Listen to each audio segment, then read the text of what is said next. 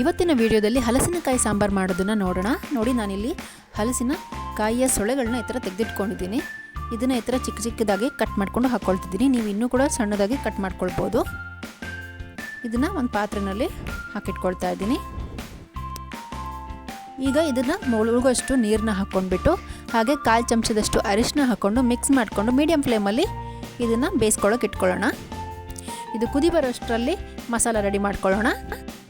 ನಾನಿಲ್ಲಿ ಒಂದು ಬಾಣಲೆನ ಬಿಸಿ ಮಾಡಲಿಕ್ಕೆ ಇಟ್ಕೊಂಡಿದ್ದೀನಿ. ಇದಕ್ಕೆ 2 ಟೀ ಸ್ಪೂನಷ್ಟು ಎಣ್ಣೆ ಹಾಕ್ಕೊಳ್ತಾ ಇದ್ದೀನಿ. ಹಾಗೆ ಇದಕ್ಕೆ 1 ಟೇಬಲ್ ಸ್ಪೂನ್ ಕಡಲೆಬೇಳೆ, 1 ಟೇಬಲ್ ಸ್ಪೂನ್ ಉದ್ದಿನಬೇಳೆ, 2 ಟೇಬಲ್ ಸ್ಪೂನಷ್ಟು ಕೊತ್ತಂಬರಿ ಕಾಳು ಹಾಕ್ಕೊಳ್ತಾ ಇದ್ದೀನಿ. ಹಾಗೆ 1 ಟೀ ಸ್ಪೂನ್ ಜೀರಿಗೆ. ಇದನ್ನೆಲ್ಲ ಲೋ ಫ್ಲೇಮಲ್ಲಿ ಇಟ್ಕೊಂಡ್ಬಿಟ್ಟು ಚೆನ್ನಾಗಿ ಫ್ರೈ ಮಾಡ್ಕೊಳ್ಳೋಣ. ಇದು ಸ್ವಲ್ಪ ಕಂದು ಬಣ್ಣ ಬರೋವರೆಗೂ ಫ್ರೈ ಮಾಡಿಕೊಂಡು ನಂತರ ಇದಕ್ಕೆ ನಾನು 8 ರಿಂದ 10 ಕಾಳುಮೆಣಸು ಹಾಗೆ 1 ಮುಷ್ಟಿ ಕರಿಬೇವನ್ನ ಹಾಕ್ಕೊಂಡ್ಬಿಟ್ಟು ಫ್ರೈ ಮಾಡ್ಕೊಳ್ತಾ ಇದ್ದೀನಿ. ನಂತರ 7 ರಿಂದ 8 ಒಣಮೆಣಸನ್ನ ಹಾಕ್ಕೊಂಡ್ಬಿಟ್ಟು ಫ್ರೈ ಮಾಡ್ಕೊಳ್ಳಿ. ನಿಮಗೆ ಖಾರಕ್ಕೆ ನೋಡ್ಕೊಂಡ್ಬಿಟ್ಟು ಹಾಕ್ಕೊಳ್ಳಿ.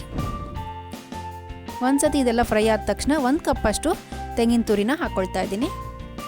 ಇದನ್ನು ಕೂಡ ಒಂದು 10 ಸೆಕೆಂಡ್ ಫ್ರೈ ಮಾಡ್ಕೊಳ್ಳೋಣ. ನಂತರ ಒಂದು ಚಿಕ್ಕ ಲಿಂಬೆ ಗಾತ್ರದಷ್ಟು ಹುಣಸೆ ಹಣ್ಣನ್ನು ನಾನು ಹಾಕ್ಕೊಂಡ್ಬಿಟ್ಟು ಸ್ಟವ್ನ ಆಫ್ ಮಾಡ್ಕೊಳ್ತಾ ಇದ್ದೀನಿ.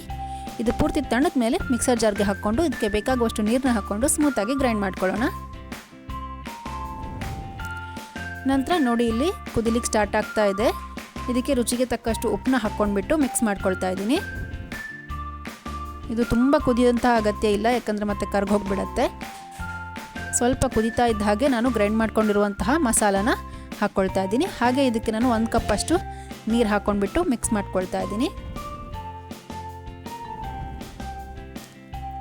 ಮೀಡಿಯಮ್ ಫ್ಲೇಮಲ್ಲಿ ಇಟ್ಕೊಂಡ್ಬಿಟ್ಟು ಇದನ್ನು ಚೆನ್ನಾಗಿ ಕುದಿಸ್ಕೊಳ್ಳೋಣ. ಒಂದು ಕುದಿ ಬರ್ತಿದ್ದ ಹಾಗೆ ಇದನ್ನು ಲೋ ಫ್ಲೇಮಲ್ಲಿ ಇಟ್ಕೊಂಡ್ಬಿಟ್ಟು ಒಂದು 10 ನಿಮಿಷ ಇದನ್ನು ಚೆನ್ನಾಗಿ ಕುದಿಸ್ಕೊಳ್ಳೋಣ. ತುಂಬಾ ರುಚಿಯಾಗಿರುತ್ತೆ. ಹಾಗೆ ಇದು ತಣಿತಿದ್ದ ಹಾಗೆ ಸ್ವಲ್ಪ ದಪ್ಪ ಕೂಡ ಬರುತ್ತೆ. ನೀವು ಇದನ್ನು ಒಮ್ಮೆ ಟ್ರೈ ಮಾಡಿ ನೋಡಿ, ಹೇಗಾಗಿದೆ ಅಂತ ನನಗೆ ಕಾಮೆಂಟ್ಸಲ್ಲಿ ತಿಳಿಸಿ. ಹಾಗೆ ನೀವಿನ್ನು ನಮ್ಮ ಚಾನಲ್ಗೆ ಸಬ್ಸ್ಕ್ರೈಬ್ ಮಾಡಿಲ್ಲ ಅಂದರೆ ದಯವಿಟ್ಟು ಸಬ್ಸ್ಕ್ರೈಬ್ ಮಾಡ್ಕೊಳ್ಳಿ. ಪಕ್ಕದಲ್ಲಿರುವ ಬೆಲ್ ಐಕಾನ್ ಕ್ಲಿಕ್ ಮಾಡ್ಕೊಳ್ಳಿ. ನಿಮಗೆ ಈ ವಿಡಿಯೋ ಇಷ್ಟ ಆಗಿರೋ ಲೈಕ್, ಶೇರ್, ಕಾಮೆಂಟ್ ಮಾಡೋದನ್ನು ಮರಿಬೇಡಿ. Thank you.